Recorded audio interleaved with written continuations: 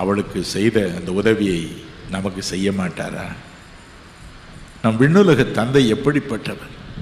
நம் ஜபத்தை கேட்கிறவர். ஒரே ஒரு பெண்ணின் ஒரு தனி ஜபத்தை கேட்டார்.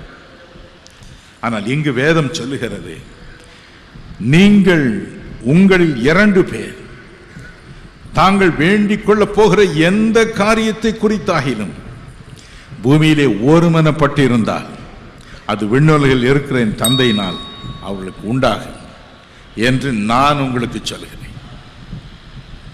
நான் சொல்கிறேன்.